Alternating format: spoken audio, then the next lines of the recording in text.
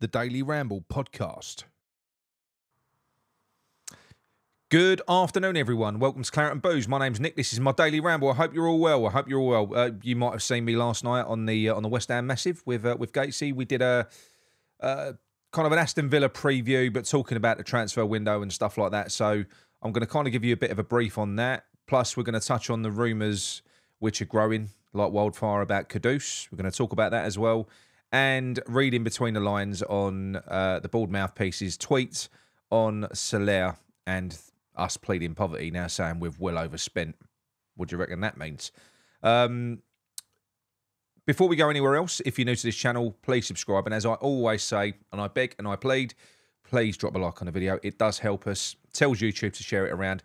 It's the one thing that you can do for us that really, really helps the channel. It's brilliant. And leave us a comment in the description as well. Going to be interested to see what you're going to say about the game tomorrow, how you're feeling about it, and everything else. And we have got an actual announcement, a big announcement. Should we start there? Let's start there. I'm not going to go into it in too much information yet because more information will follow. But you remember I did the channel update a little while ago saying nothing's changing, nothing's changing. Things have changed. in the space of a few days, they've changed. We're going to give you more information on that in the coming weeks, probably week, because it's moving quite fast. And that's in terms of what we're doing ourselves on the channel. So, and some other bits and pieces. It's exciting. It's really exciting. But the real big one for me, the real big one is ourselves and West Ham Fan TV are basically partnering for the upcoming season. So we're two channels that are pretty similar in terms of our... in terms of like the personalities of the people that you get when you watch it, you know, we're all kind of it's the same look and feel. When you watch West Ham Fan TV, we always got the same comments. We're very similar sort of format, you know, all mates, all from the same area, bantery, that type of thing, you know. It's a match made in heaven as far as I'm concerned. So to have the opportunity to work with West Ham Fan TV, we're still going to be independent of each other. We're still our own channels in our own right. We always will be. But basically, we're going to be doing a dedicated show. So I believe it hasn't been confirmed yet. Once a week, and we're going to toggle between the channels. We're also going to help each other out on each other's shows and work with each other more and more to see how it goes throughout the season. And that's really exciting. You know, I absolutely love those guys. The one thing that you do need when you work with each other on group shows is you need to have chemistry on screen. So that side of things, we've got absolutely no worries about whatsoever. It will just click. I've worked with Ryan before. I've done some bits and pieces with West Ham Fan TV. So it's likely going to be myself and John to start off with working with the guys over at West Ham Fan TV. You'll be seeing them on here and you'll be seeing us on their channel as well. So yeah, very exciting. I'm really, really happy about that. I'm looking forward to it. You know, obviously with Gary moving on now, it's really good for us at this stage to sort of get some additional input in on a channel as well, some more opinions. And likewise, you know, I like to think that we can offer something to West Ham Fan TV as well. So it's brilliant. I can't wait to get started on that. I can't wait to get started. But also internally on Claret and Booze, there's some big announcements coming up as well. Can't wait. But okay, before we go anywhere else, let's talk about the Mohamed Kudus rumours. So I did a show 4 weeks ago, saying that I thought that Mohamed Kudus could be sold. That's what I was told. Would never have entered my head. I've got to be honest. He's a player that I absolutely love. I don't want us to lose him. I don't think it is nailed on that we will before we go anywhere else. I don't think it is. But I'm starting to feel more and more like it could happen. It could. But if it were to happen, I know it sounds funny because he's quite possibly our best player. I don't think that we'll be in a bad place still. I don't even think that it would overly affect us next year. In fact, I think the money that we would get for someone like Kudus, because don't forget he's outside of his release clause now, so somebody would have to pay close to £100 million. That's a ridiculous return on a player that we bought for 35 million a year ago.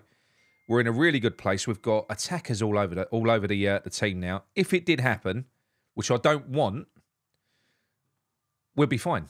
We'd be more than fine. You know, we're in a stronger position now anyway because we've got Lopetegui. We've got a better squad. We've got competition in almost every position now, apart from a few key areas that still need tweaking. We still need to add to. We need another striker. this will pay that. Now, whether it's going to be, I was told it was going to be Liverpool, but now apparently Man City are joining the hunt as well, you know, because they've recouped some money. They've sold some big players. So I do expect someone to come in for Mohamed Kudus. Whether or not we sell him or not, that's a different question. But he's one of the best players in the Premier League. Of course, the best teams are going to be looking at him. It's common sense. And it comes down to nothing about whether would the player want to go. Of course, any player would want to go to one of the best teams, clubs, go and work for the best manager in the world. Of course they would. But I would like us to keep him for another year.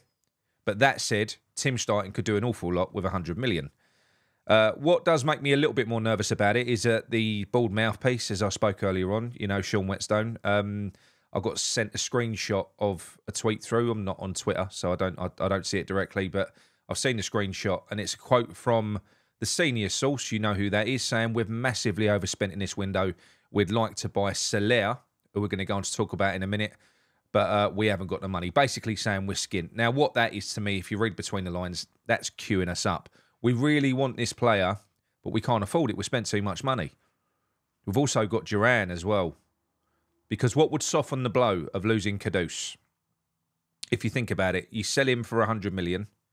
We go out, we get Soler in, who is an amazing attacking central midfielder. Somebody sent me for a graphic, again, from Twitter, comparing Soler to Thomas Souček. It's like I don't even know what you would call the graph, but you've got all of the metrics around the outside. You know, on the left-hand side, you've got the defensive attributes, and on the right-hand side, you've got everything else. Well, when you look at that graphic, it makes you wonder how Thomas Souček is even a Premier League footballer. You know, the numbers don't lie. It's ridiculous. Soler's metrics are represented in blue. Thomas Souček's are represented in red, and it's blue. It's just blue. Massive signing that would be. He's a great player, 27, in his peak, in his prime, and is exactly the type of player that Lopetegui could use. When you look at what's happened with Kudus just in pre-season, while Bowen was away, he was used out on the right-hand side. He ain't going to play there. Bowen's playing there, you know. Then when Bowen did play, he was played out on the left, which is probably Mohamed Kudus's worst position of all of them. He still operates here. He's a great player. He's going to be good wherever you play him. But that's the worst of the positions that you can use him in. It nullifies him. You've got to play him either in the 10 or out on the right. And when you look at the amount of options that we've got now in central midfield, you probably could say, as mad as it is, that you could say that maybe Kudus is expendable. I don't know. Is that where we are now? That we cannot be that bothered? I know many of you will be. But like I say, I would rather us not have this conversation. I would rather us not talk about Kudus leaving. But it is a conversation that we're going to have, like we had to have with Declan Rice for years and years and years until he went, because the world-class players will get linked away. They will. And it is sad. It is a shame. But if they were to let him go, we got 100 million in, the fan base would, of course, initially boot off. But then all of a sudden they go, boom, Soler. And just for good measure, have Duran as well. Well, I'm sorry. That would definitely that would more than paper over the cracks for me. And then maybe, I don't know, there's talk of Eze. Imagine if you brought Eze in. I would have thought that Eze would have gone to someone like Man City, but if Man City switched their focus to Mohamed Kudus, he's a better player, I think, but Eze is also outstanding. Imagine if we could pick him up for 40 million, 50 million. So for one player, you could get Eze, you could get Soler, who would be on a loan with an option to buy next season, so it doesn't come out of that pot, and you pick up Duran as well. Yes, please. I think I'd do it. I think I would. Just makes the squad look even juicier. But either way, if Kudus stays and we get those players in, nothing else happens, I'm not fussed. What I'm trying to say is, I don't think it's beyond the realms of possibility that Kudus will go this season. I don't think it's beyond the realms of possibility that he stays. There is definitely interest in him.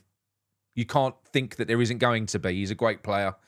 But the overriding factor is that I don't think we're going to be in a bad place if we do let him go, providing we reinvest, bring these players in that I'm talking about. We'll be even stronger. Even stronger.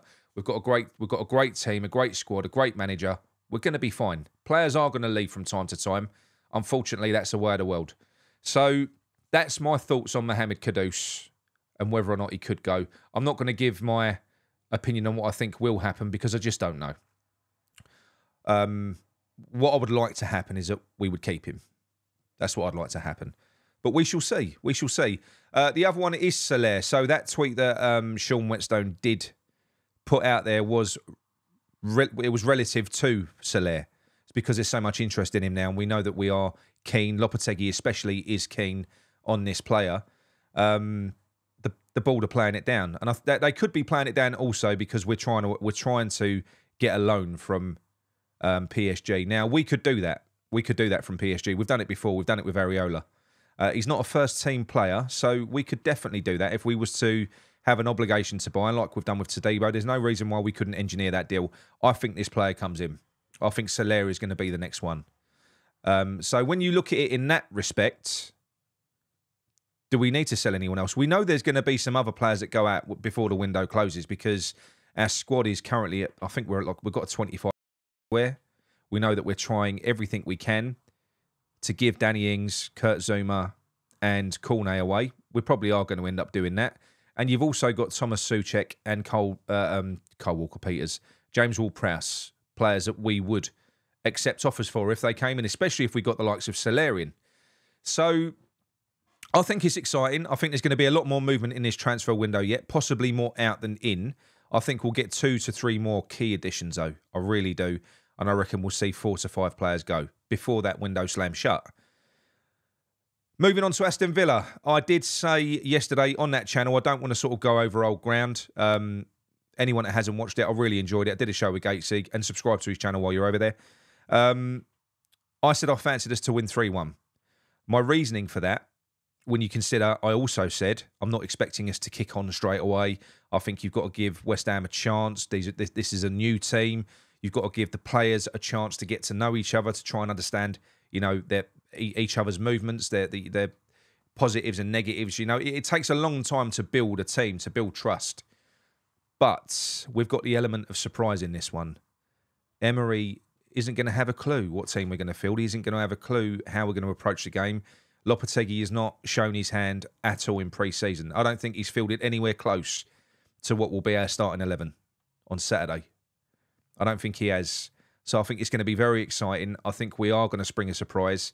I think we'll get a correction. I think we're going to lose a few games in this opening run as well. But the Aston Villa game, I just fancy it because we've got that element of surprise. It's his first game. We're going to be buzzing. Bowen is the captain now. It's been made official. I also said yesterday that he wouldn't have been my choice, but it could be the right choice.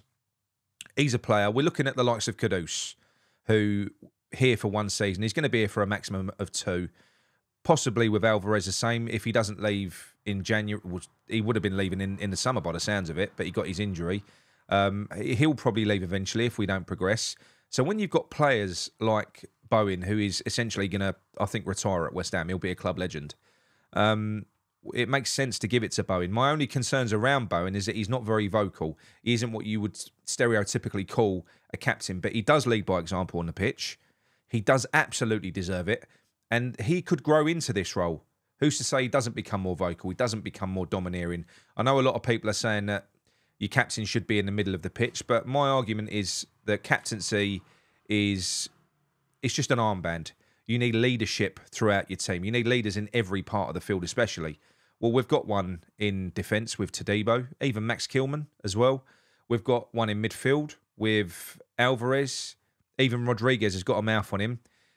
You've got one in Bowen, and then up front, you've got Füllkrug as well, who is also a leader. We've got leaders all over the pitch. It's a delicious prospect for next season. Hopefully, it's going to be with Mohamed Kudus, but if it isn't, I don't think it's going to affect our trajectory. I think we're going to be fine. Whatever money we get, I trust Super Tim to go out and more than patch up. I think we'll improve as we sell certain players. I'm not worried. I'm not panicked. If it happens, it happens. I'd love to keep him. Just don't go and buy yourself a Mohamed Kudus shirt yet, is all I'm trying to say. Right, I hope you enjoyed that. We'll be back. I might be back tonight for a live. I'll let you know. I am feeling rough. I'm feeling ropey at the moment. Feeling a bit better today. But if I'm feeling all right later, I might jump on and do a live. All right? I'll speak to you all soon. Gammon you irons. One more sleep.